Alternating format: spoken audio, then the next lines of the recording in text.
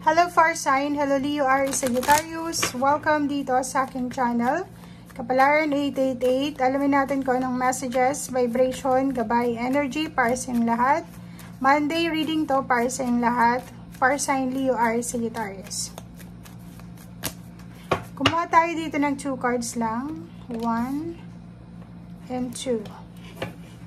Okay, Far Sign, Leo, Aries, Sagittarius.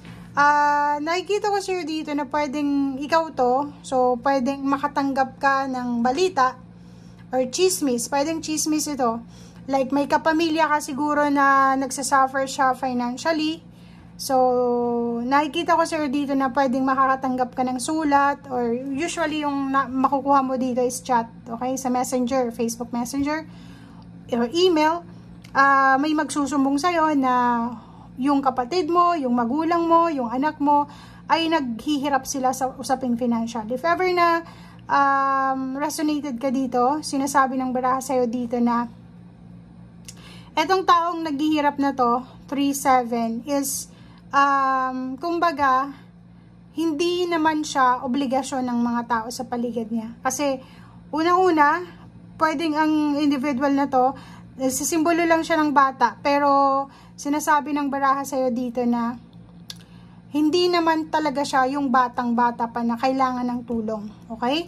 So, Far Sign, paki-comment sa comment section if ever man na makatanggap kayo ng balita, sumbong sa inyo ng mga tao tungkol sa isang individual, relatives man yan, or friends, or kung sino man siya.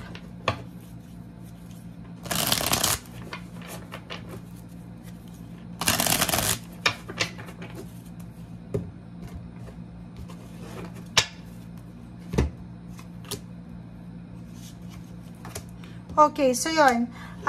Nakikita ko sa iyo dito, Far Sign, Leo, Aries, Sagittarius, na posibleng sa araw na ito, makatanggap ka rin ng yun. May hihingi sa iyo ng tulong dito eh.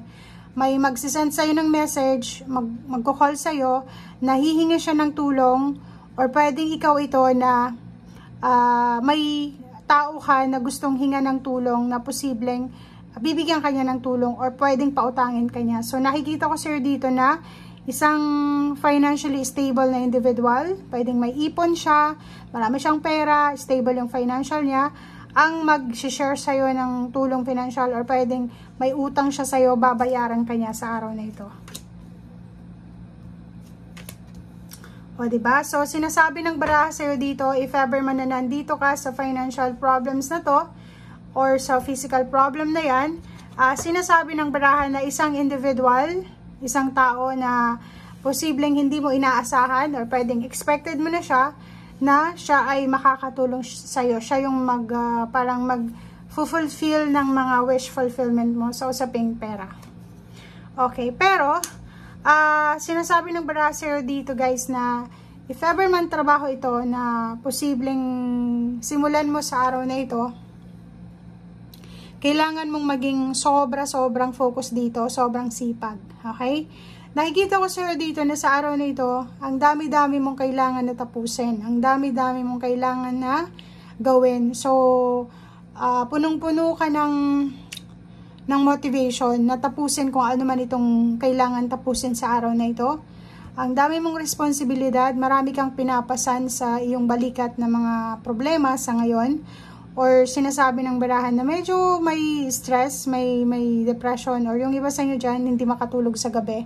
Dahil sa ang dami-dami nyong iniisip, lalo na sa usaping pera. Relationship naman, maayos naman ang relationship mo, lalo na kung ikaw ay may asawa, or kung ikaw ay in a relationship. Pero kung ikaw ay single, sinasabi ng barahan na posibleng may isang individual na magkaka-interest sa'yo. Kung babae ka, pwedeng may manligaw sa'yo. But, sinasabi ng baraha sa'yo dito na hindi ka pa handa. Pwedeng galing ka sa isang heartbreak, or hindi ka pa masyadong handa para sa relationship kasi ang focus mo ngayon is financial. So, siguro i-reject mo siya. Okay? So, yun ang nakikita natin. It's either rejection, or pwedeng ikaw to, kung lalaki ka, may nagugustuhan kang isang babae, pwedeng hindi pa siya handa sa ino-offer mong pagmamahal. So, pwedeng i-reject niya kung ano itong ino-offer mo, and pwede kang masaktan, or pwede kang ma-disappoint. Okay. So, yun. So, ulitin lang natin kasi ito yung sinasabi ng baraha.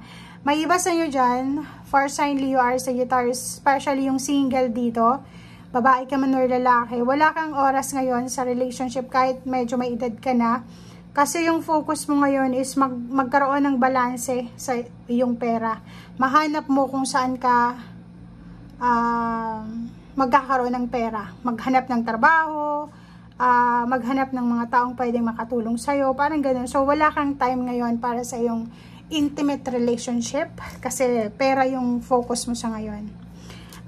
Sinasabi ng barahan na may iba sa'yo ngayon na parang gusto yung sumuko. Parang iniisip nyo wala namang nangyayari, palaging yung disappointed ka na, parang ang tagal mo nang naghihintay, wala pa rin nangyayari. So, meron ditong thought, merong konting negative thoughts dito na parang sinasabi mo na kailangan ko na sigurong sumuko. Pero kung makikita mo dito, hindi ka dapat sumuko kasi pag sumuko ka, pagtatawanan ka ng mga tao sa paligid mo. Okay?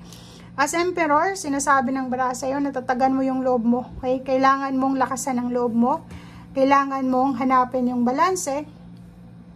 Kailangan mong ibalik kung ano yung dating motivation mo, yung inspiration mo dito sa pagtatagumpay sa buhay. Kasi kung makikita mo tong Emperor, sobrang stable niya Ang mindset ng Emperor, hindi siya masyadong emotional, 'di ba? Kasi normally yung mga tao, human beings, emotional talaga. Mabilis tayong masaktan, mabilis tayong mag-react, sensitive tayo. But itong Emperor na to, bago siya gagawa ng reaksyon, bago siya magdedesisyon, tinitimbang niya muna yung situation. Like, kahit yung usapin is relationship, hindi siya basta-basta nagiging emotional. Tinitimbang niya. Sobrang napaka-wise nito. Logical. Okay. So, the lovers, sinasabi ng baraha, may mga, kung ikaw ay in a relationship or walang relationship, may gustong makipagbalikan sa'yo, na pwedeng may magbabalikan dito na relationship. Yung iba sa inyo dyan, pwedeng hindi kayo masaya sa kasalukuyan yung relasyon, kaya gusto nyo makipagbalikan sa dati nyong karelasyon, or pwedeng yung iba sa inyo dyan, hindi pa rin kayo makamove on sa dati nyong karelasyon. So, parang, ang hirap-hirap nyong makalimutan ang mga taong ito or ang taong ito. Especially kung ito ay family, sinasabi ng baraha sa'yo dito, na may mga family issues ka, like may mga kaaway kayo sa pamilya, misunderstanding, and ngayon is parang may kulang, emptiness, yun yung nararamdaman mo, and posibleng sa araw na ito, magre-reminisce ka, parang mag-iisip ka, babalikan mo yung mga masasayang nangyari sa iyong pamilya, yung okasyon, yung mga ngiti, yung mga tawanan sa kapamilya mo na posibleng hindi na nangyayari kasi may mga misunderstanding or pag-aaway. Okay, so thank you guys for watching. Ito ay para sa inyong lahat ngayong Lunes. Bye!